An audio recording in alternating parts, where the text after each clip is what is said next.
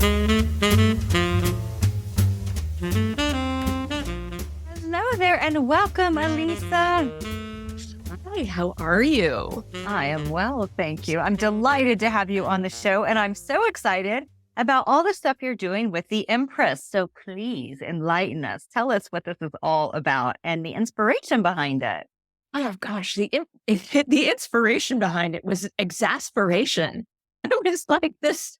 It was sort of like a side hustle because I was so annoyed with the patriarchy and Jungian psychology, even though it's very interesting. But the idea that there should only be three phases of a woman's life, that there should be the maiden, the mother, and the crone phase. And this idea that, and I'm all for, crone energy and not caring and owning it. But at the same time, it seemed to me that in the messy middle of midlife, that and in the time of perimenopause, when you're at it's not an illness, it's an evolution, and it's a biological imperative, and it's a huge transition. And that somewhere in the messy middle of all of that lay a lot of power. And that instead of leaning into that power and the narratives of those powers, women were being erased. And I saw it with my girlfriends. I saw it with colleagues at work. I saw it in a lot of the women that we were interviewing with the Idealist podcast. And I thought, let me had a really great menopausal, like perimenopausal experience where it was like cracking a code of a puzzle. And so what I thought, what I'm going to do is I'm just going to curate, because I've managed to figure out the things that work for me, that gave me back my sleep, my skin, my ability to not be exhausted all the time, and to feel like myself again, and to feel like I had my brain back. And I'm just going to go, I'm like, women need one product at a time, a kind of consumer reports approach to their hormonal life, because hormones govern everything in a woman's life. And they start from the time that you're 12 or 10, making you miserable. And they're like writing with a fountain pen. They're so unique at each pen.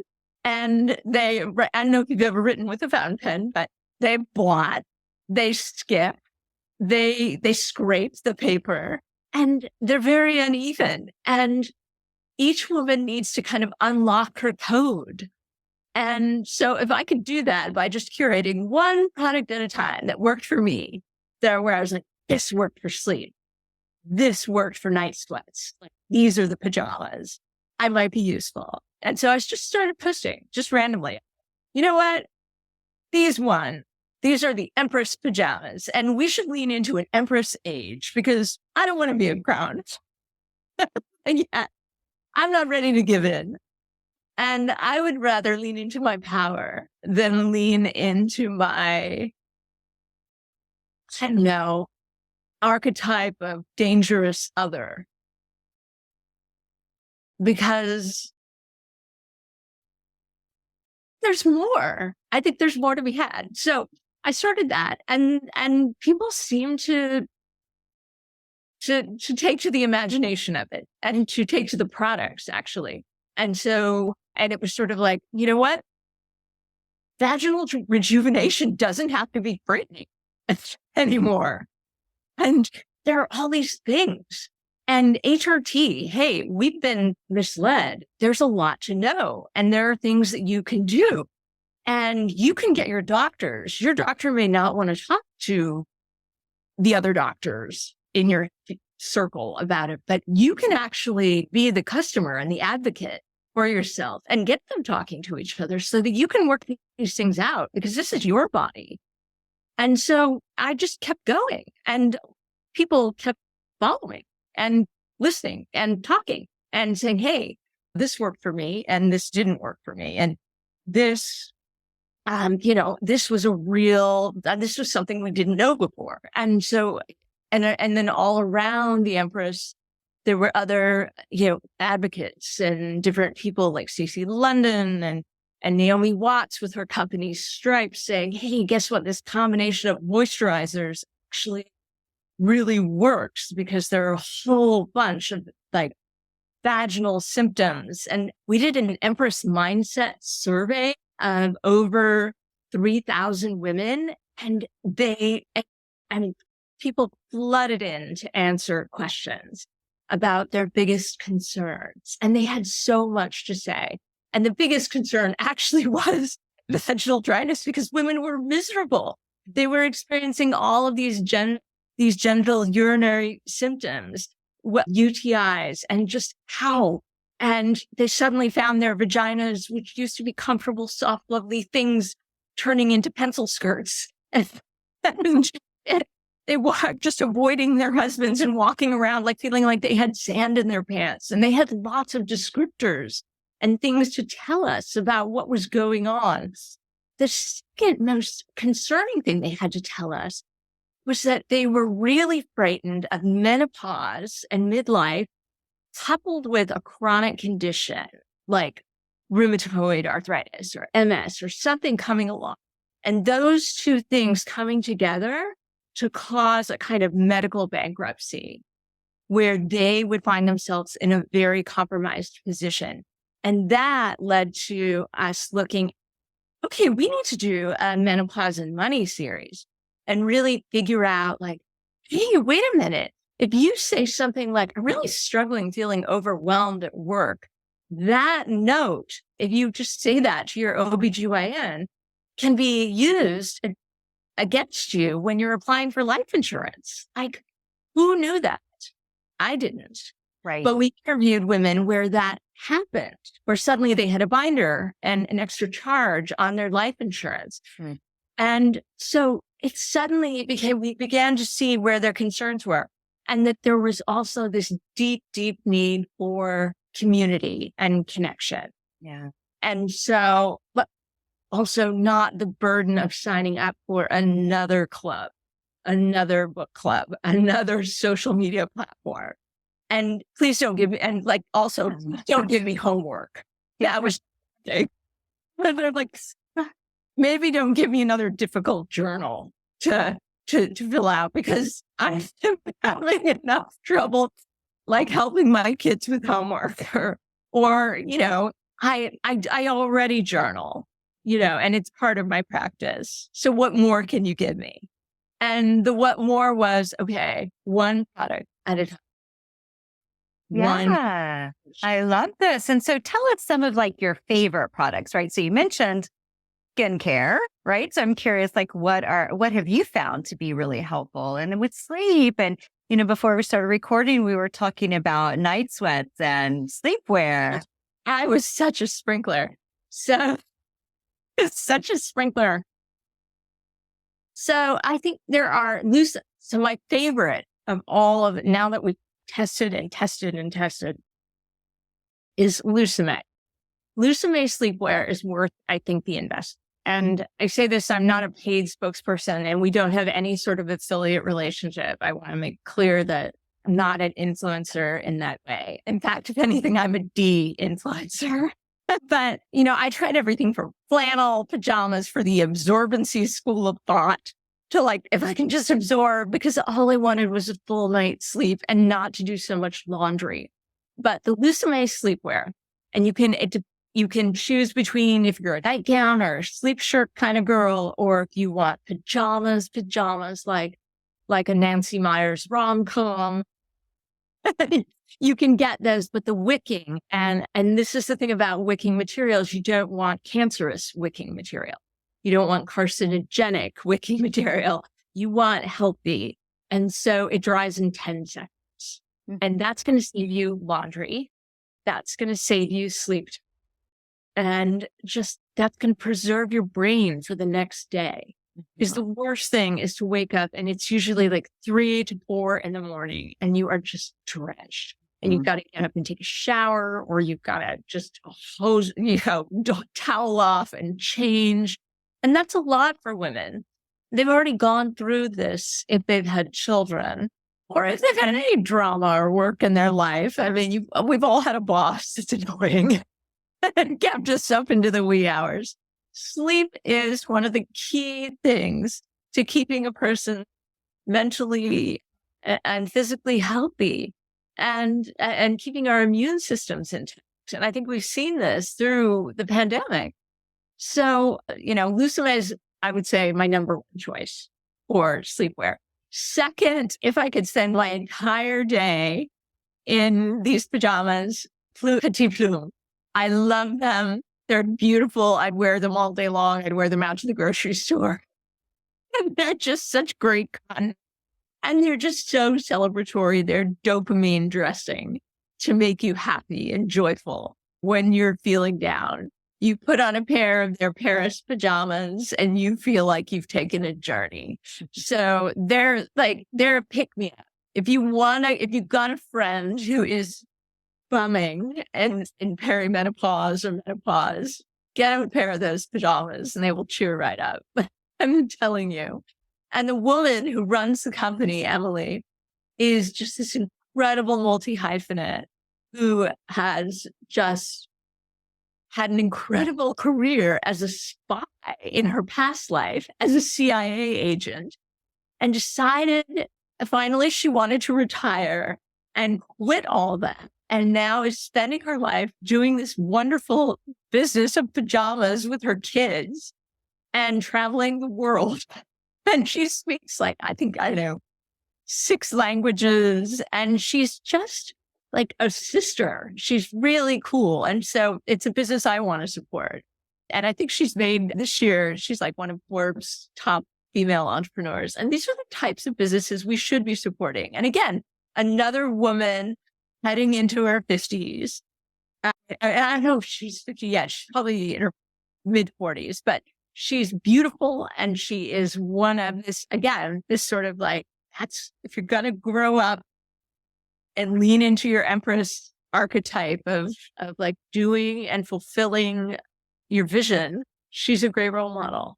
So again, pajamas, 2 of my favorites. Yeah. Skincare comes from the inside out, honestly. And it's really about, I think, just you've got to eat those avocados and you got to actually, if you are the right profile of woman, and this gets down to talking with your doctor and talking with a doctor who specializes in menopause treatment. And what I think we are often confused by is that our OBGYNs probably only get about 4 hours of menopause training throughout their entire time in medical school.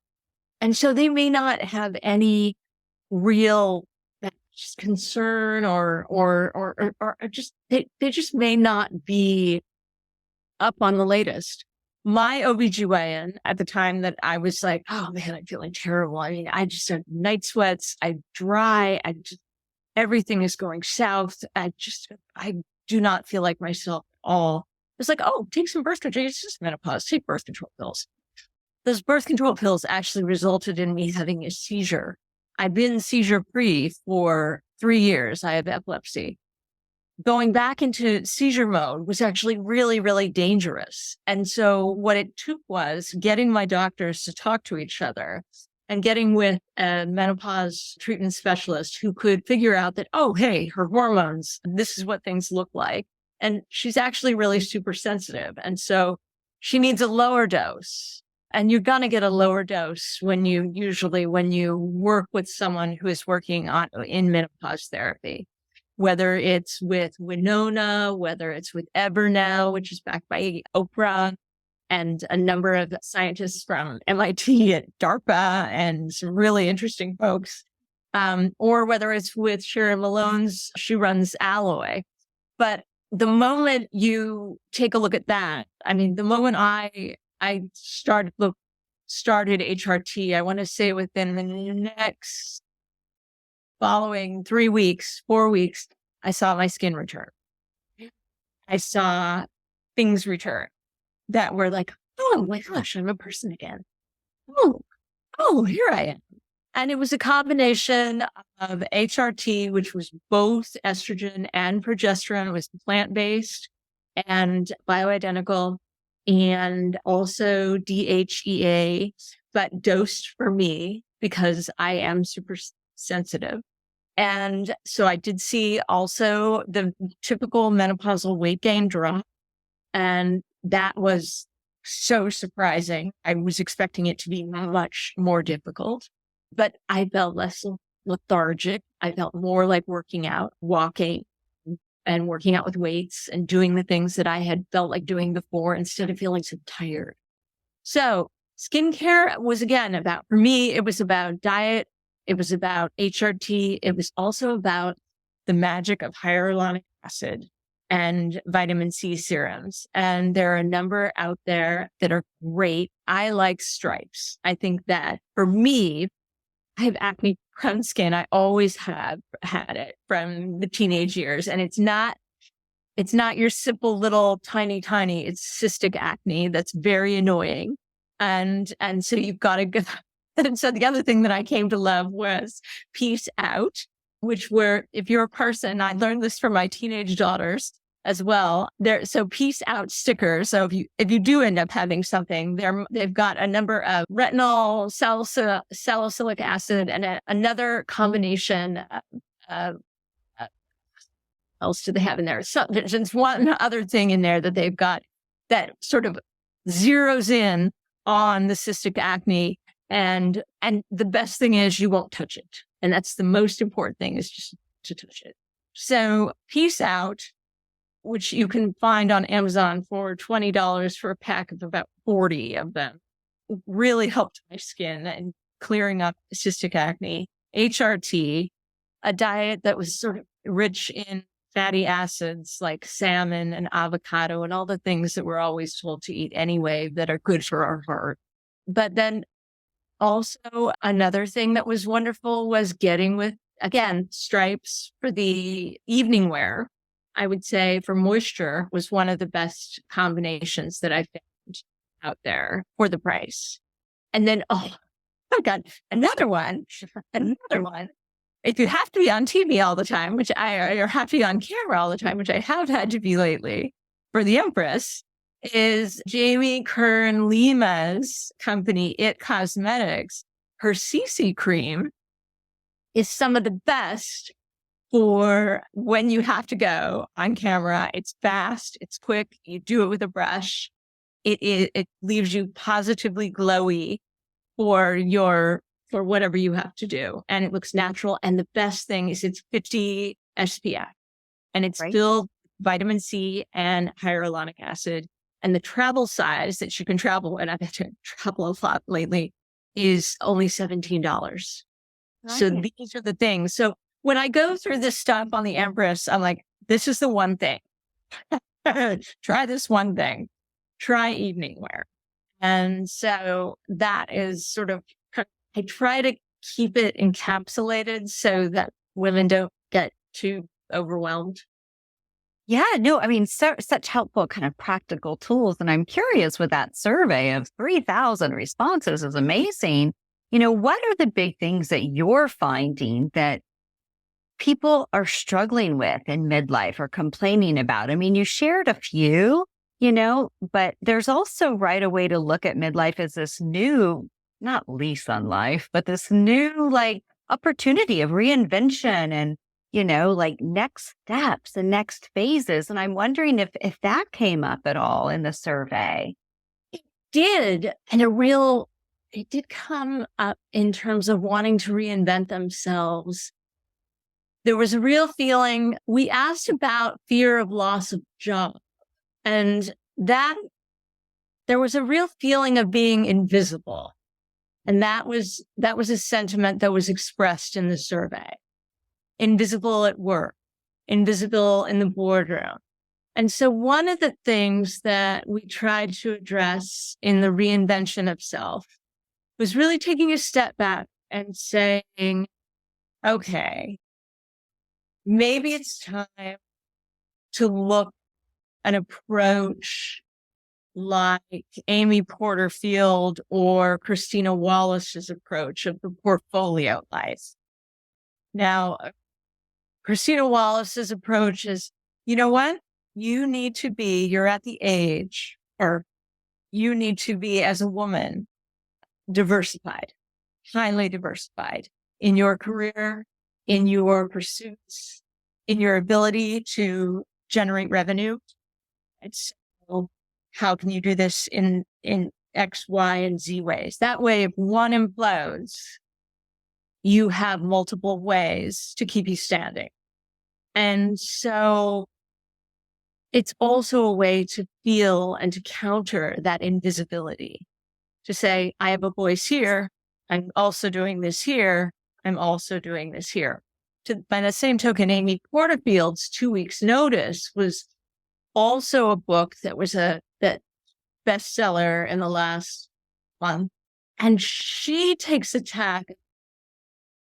This is a moment where you can really take some strides to muster and find your courage, because courage is what holds people. And that confidence is, and they're different things, but it's what holds people back and keeps them in the dead end job and keeps them from diversifying and living that, portfolio life. And what I mean is, she's like, what can you teach? How can you be a coach to someone? How could you lead that retreat? How could you, create a passive income stream? And everybody's all about passive income streams these days. I know it's very hot, but she's like, here are the tools that you could put in place if you wanted to do this sort of thing, if you wanted to diversify your income stream. And you've got a lot more knowledge. And I think that, one of the wisest things that came out of both of these books is that we tend to undervalue the things that come most easily to us. So, like, the things that come most easily to me are writing jokes. And so, and I tend to undervalue that, and I do it on Twitter a lot. But it turns out I was able to turn those pithy one-liners into television shows and a Hallmark movie. And it took me a while. It took me 20 years to realize that I could do that. But again, those sort of one-liners and those snarky, pithy things that I undervalue, that I write off as me just being a smartass, those tend to be the most valuable things that you might have. And so you have to look around your life is what they're saying. And there's also a coach who has a similar kind of message. She's like, you need to look around your life and say, what am I really good at here? And, the other thing that I am really good at is throwing kids' birthday parties. It turns out I'm an amazing fairy birthday party thrower. I run a whole business called Once Upon a Party and throw kids' birthdays for fairies, every theme going. Everyone has costumes. No AI can do that. So there are women who are, able at this moment in time, because they're not changing so many diapers, because they're not running after their boss with a PowerPoint anymore, that they could look around their lives and say, I could do that. That side hustle could be one of my things that might be a thing. I like this. Yeah. I just noted I'm not familiar with Christina Wallace, so I'll have to check her out. And of course, she's a Harvard business teacher, and she is really something. And she's not, I would say she is not in the category of the Tony Robbins's, motivational speakers in the way that, say, Amy Porterfield worked for Tony Robbins. And so she's in that coaching kind of world, which can be kind of, but she is very thoughtful about how you strategize. And women in particular, we know this from all the statistics from Elvest, from Sally Krawcheck. And I remember being on phone calls with her when she was just starting Elvest, that women are 80% more likely, and this definitely came out as a fear in the survey, that they are 80% more likely to live and spend retirement in poverty than men. And this is a terrifying statistic for me. I think, and for a lot of women, because, and they're simply doing it not just because of the lack in wage parity, but because they live longer. They live 10 years longer. They're much more likely to be single and alone. And so women need each other. And they also, because of the lack of wage parity throughout their entire careers, they have 70% saved for retirement than men have. And they are more than likely to be divorced. And they may not have known or have had the advice from their attorneys as they were going through the divorce that they had a right to their husband's retirement. And that's something that, that again, you don't know it until it's too late. And so women need to, they need to come together and be their own, that lean into ruling this part of their lives rather than being alienated by it, made invisible by it, and made other by it. And that's why I vote for Empress over Crone. Totally. I do. And you know what? The word that you keep using that I think is so important and that I hear constantly is the invisibility, right? It's so important for a woman of any age, right, to feel seen. But I think particularly a woman of a certain age, it's this not feeling visible, not feeling seen in the way that potentially we were when we were younger, and how to really cope with that, right? In a way that allows us to feel like we matter and that we are still able to make a big difference in this world.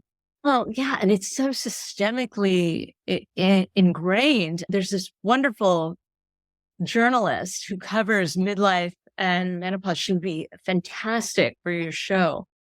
Her name is Anne-Marie McQueen. She's based out of Dubai, but she did this fabulous experiment that I wrote about on the Empress newsletter, which is she fed menopausal and woman into Chat GPT and asked it to draw sketches of us. And you would be shocked what it came back with. I mean, oh my goodness. And if the AI if this is how the AI sees us, you can go and see them at theempressage.com. They're up.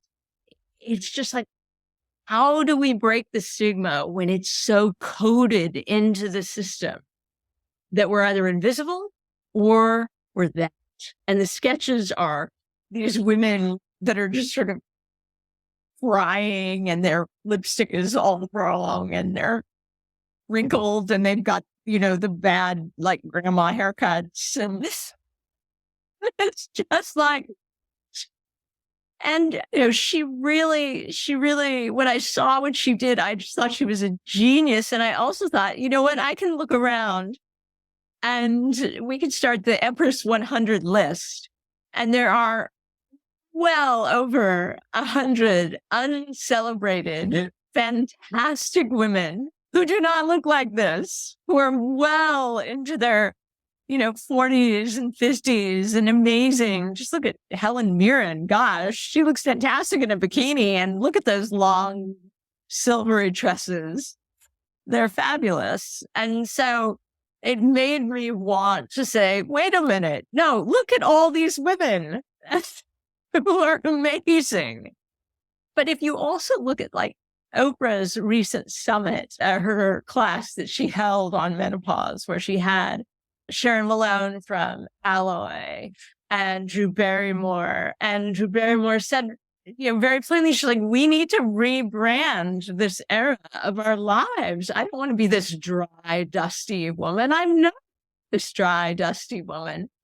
But then I think about Oprah's been trying to rebrand menopause since, she's almost 70, right? And she's been trying to rebrand perimenopause, I think, for 20 years. What's it going to take? Maybe the Empress. Oh, I think I'm just a tiny potato here. I think a lot of empresses, not just a lowly writer. Well, let me ask you this. Like, what would you say, kind of before I ask you my last question, what would you say are some of your favorite tips to share with our listeners who are in this stage of life? And like, how do I feel more plump and vibrant and alive? Yeah. What would you say? Or you're like, okay, here are my go-to tips. My go-to tips. Thinking about the book, actually, because I'm just starting to write the book right now, and we're in the middle of putting together how to Empress your life. And I think, obviously there's the vision portion of things. And there are plenty of books out there that say, you're a badass. Stop giving so many leaps and what. And I think what it's going to be about is understanding the primal and historical and mythical nature and etymology of the word empress and what it means historically, way back, which is that if you look at pre-dynasty, the goddess Neith, who is the goddess of all goddesses, she's like pre-Greek, pre-Hellenic goddess, pre-Roman gods, didn't need a man to procreate, didn't need, and it was essentially the empress and goddess of all gods. And the idea of the empress, as you can cut around this, is that they are the maker of ways and the maker of the pathways, the opener of ways. And what you need to do for whatever it is you're stuck on, whether it's with your girlfriends or whether it's with one little thing that opens up a way for you, you need to be your own waymaker. You need to open your path. You need to be able to make a path. And it's maybe forwards or backwards, because there's a wonderful quote about living backwards from Beth Ann Patrick. She's like, I don't want to live backwards. I'm ready to go back to New York and live and sow my wild oats. And I'm about to be 60. But that's what it is. It's like opening up and making a way. And that is the meaning of the Empress. She made all things possible. If you look at the first Empress, she was considered quite powerful. And I write about her in the book, the Chinese Empress, and she was quite bloody. But Catherine the Great also was another one. But it was about making a way forward for Russia and bringing Russia into the modern Western world, whether it was through art or education, and anything was possible. And that's what made people so angry with her. And that was the quote, actually, when she defeated Peter the Great. Didn't I tell you? She's capable of anything. And that's the thing, is you have to realize you're capable of anything. You have to be your own waymaker. And that's the meaning of Empress, is to make your way. Love it. That's a great reminder, especially as we think about, this next phase in our lives. And, my last question for you is, of course, the name of the podcast is Tranquility du Jour. And so I wonder, with everything that you have on your plate right now, honey, like I made a list too, by the way. I was like, she's got a lot of things she wants to do. New podcast, a bookshop, upcoming digital and luxury weekend retreats, new partnership, and cultish weekly newsletter. Things that are on the radar. Oh, and your freaking book, right? So I'm like, she's got a lot going on. So how are you finding tranquility in your everyday with all of the pieces you're juggling and your dreams? So the Empress takes a lot of time, but I happen to live in the most beautiful place. I live right next to Grace Cathedral in San Francisco. Right. I've been home this last couple of years from New York because I've been looking after my dad, and how I get peace. It's just like a serotonin or a dopamine shot every time the bells of the cathedral, and they go off multiple times a day. They're fantastic. But I also live next to this amazing rose garden. And I go on these walks with my little old ladies, and I go 2 miles, and it's overlooking the bay. So it's water, it's sunlight, and it's roses, and it's women. And those walks with these women, and they're the same women, and they range in age from, I want to say 38 to 88. And we're all out there. And I have this one sweatshirt that I wear, it says Good Witch. And that keeps those walks with these women keep me so grounded. And I never come back from one of those walks without new ideas or, refinements, like things we can do to make the Empress just a little more interesting. And not we may have the laundry list of partnerships and things we want to do, and it's all going to just take time. Totally. I love it. I know someone who teaches yoga at Grace Cathedral, or who used to. I don't know if you've gone over there. They're wonderful on Tuesdays. Oh my God. Yeah. Doll. Tell him I said hello. He's a dear soul. Yeah. I love my neighborhood. I know people hate San Francisco right now, but in the neighborhoods that our little neighborhood, it's just so sweet, and people are still keeping on. Well, thank you so much for being with us today. And I just have to say, I'm so excited about what you're doing with this whole midlife piece, because it definitely is where I am and where I'm headed, obviously. And so it's fun to have a kindred soul out there. Yeah. And I would love to, when we do the actual retreat, I would love to have you at them. I just feel like you'd be such a good energy and spirit. I want people to know about what you're doing. I just think it's so amazing. And I think I want them to be dancing their way through life. I really believe in it. Absolutely.